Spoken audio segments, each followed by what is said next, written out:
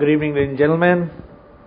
Shishik Modi ji, Mr. Gupta, Anurag, everybody who has come here, all of us with the mindset of business and value creation, which is essentially the essence of anything which is of permanent value.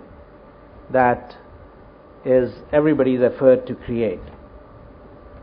Often people ask me, and today is also no exception, and we were chatting and people say, so how is business?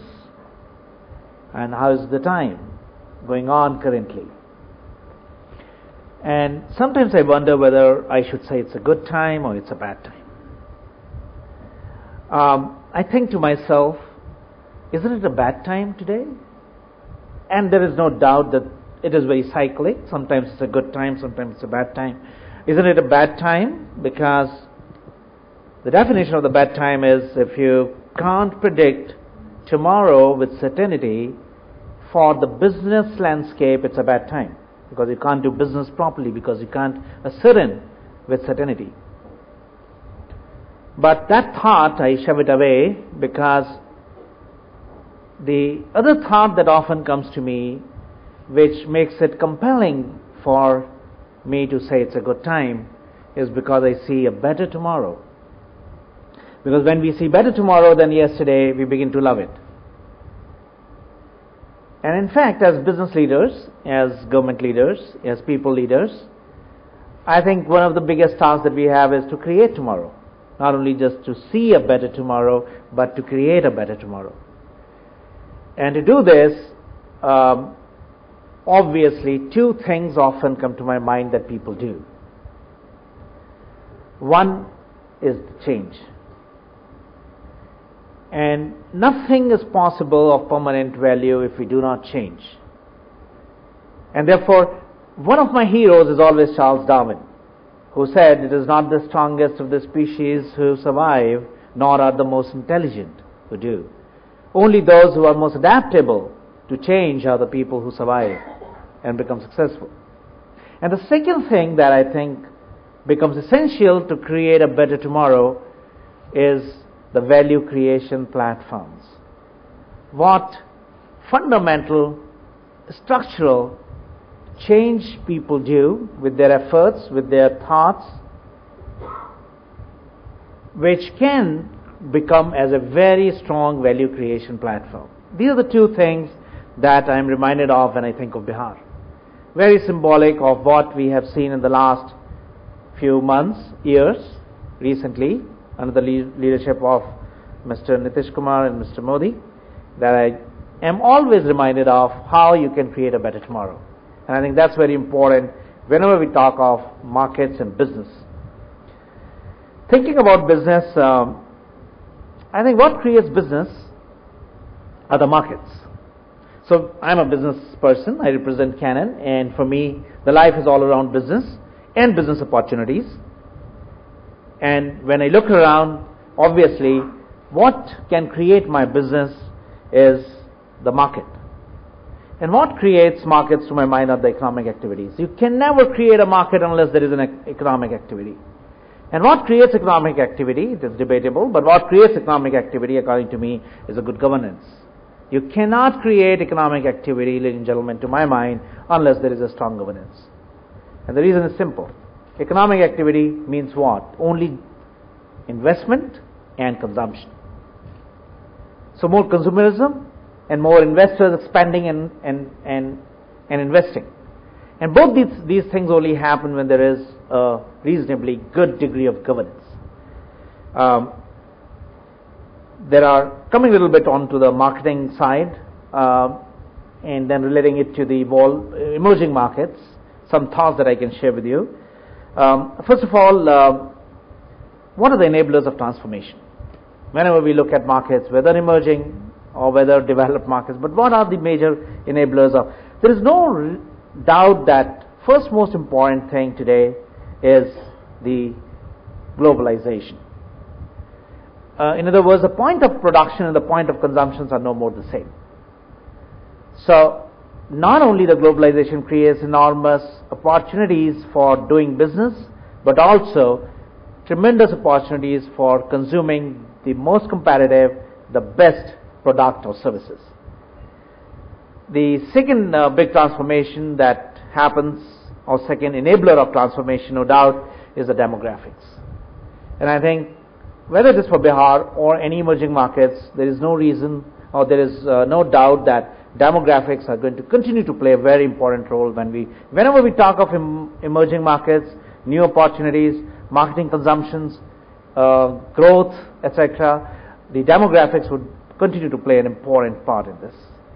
The third big enabler to my mind is the media consumption. And I think therefore this is very apt today to see this event being organized by Dainik Jagran, and through your vehicle of media, there is a very strong reason to expect a higher consumption and therefore transformation to my mind. And the fourth thing that would provide a transformation from a marketing standpoint is this whole technology that's happening around. When we look at emerging markets, I see these as 4,000 markets as the opportunities of tomorrow. And these are the 4,000 cities that many of the brands are doing business in. We don't do business in so many towns. We do business in 400 cities because of the kind of product category that we are in. But many companies are doing business in 4,000 cities. So basically we are talking about how can in India we are planning for the marketeers, how are we preparing ourselves to look at these 4,000 cities. And when we look at these new cities, so to say, or new markets, so to say, markets of consumption and markets of new economic activity, very interestingly, we notice, and we often do this kind of analysis, that places where the market's expansion is higher are the places where law and order definitely plays an important role. It is not an area which usually marketeers would think about and talk about, but it has a very important role when it comes to the market expansion or the consumption. The second important part, of course, is infrastructure. I remember once upon a time, about 15 years ago, 20 years ago, I used to work for a company selling fans, Usha fans.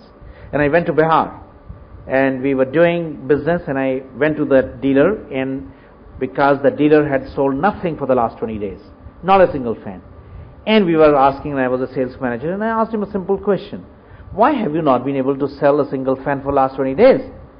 And in my mind, I was preparing that he's going to be a little bit defensive, and he's going to say, sir, the market is competitive, your prices are high, etc. He said, sir, the only reason is because fan can only be sold and can only be used if there is electricity. For last 20 days, my city hasn't had electricity, 20 days, and therefore I couldn't sell a single fan. No doubt that things like this become an important part in emerging markets, and I'm glad to see that the theme today, which is Bihar, this is the other area that is going in for improvement, and we are beginning to see this. Today, 20 years later, just last week we were talking to our partner in Patna, and we were talking about him, about the business, and congratulating him because he won an award for the best dealer in the emerging market category. And we were asking him about how is the business happening in Bihar, etc. And he said, why don't you come over? And I said, okay, sure, I'll come. But he said that Mr. Kalam also came to Bihar, and he was feeling very proud to say that Bihar could attract Mr. Kalam to come there. Maybe he went there to address some meet, etc. And then he said there was a World Kabaddi some contest which is happening in Bihar, and he rattled on and on. And he said, sir, there is very interesting thing. He told me the other reason, and he said, at middle of the night I see couples and families going around, etc. And what a great opportunity for night photography, he said. And therefore, for your business, it's a good time. So this indicated to me that there is a good confidence in that market, and therefore, I think a good reason for us to expect a better growth there. And the last thing that I notice in any emerging market is the hope. And all emerging markets in India, and I'm going to now share some statistics with you before I close. Every emerging market has indicated a strong hope for tomorrow. And that is what has given reasons to marketeers for investing. Looking at the 400 towns that we do business in, just a couple of statistics, you will find it very interesting. It's all, not only just Bihar, but all emerging markets. We break the country into 3 categories: top 8 towns, the next 20, and remaining others. In our case, and we are a technology company, and we are a company that needs the products need electricity, of course, and it's a technology company. It is being used by people who are a little bit aware about how technology products can be used, and yet 1/3 of the business of Canon, which is now 2,000 crore company, comes from the 3rd category of the emerging markets. But the interesting thing here is, in terms of the growth, while the company grew 30% this year in the first 6 months of calendar year, 15% was the growth in the top 6 cities. The consumption sentiments are down, of course, and of course to some degree some saturation is beginning to happen. The next towns, next 20, grew at about 30%, but the interesting thing is that 1/3 business that I just mentioned, which came from emerging markets, grew at 60%. So we are now seeing a multiplier of 3. So now the question is, what is the cost of marketing? If the growth is 3 times more there, is the cost 3 times more there? It isn't so. In fact, we notice that the cost of doing business in emerging markets is half of the cost of doing business in a developed market. The last point that I wanted to share is how do we build markets in emerging cities? Bihar, of course, is one of the important markets for it. There are 3 things that we look at. If 1/3 of our business comes from this emerging group category, and if that category is growing at 3 times higher than the first category, obviously there has to be a strategy that companies like us will have to roll out, which is futuristic and which shows a roadmap of the next 5 years of how those markets need to be developed. There are 3 things on which, to my mind, marketers have to work on. The first thing is the customer value. And customer values are not the standard value from a producer standpoint. Customer values are defined purely from the way the customers perceive it. And therefore, in evolving markets, the value needs to be tweaked a little bit because of how they are going to perceive what you're delivering. Second thing is the customer connect.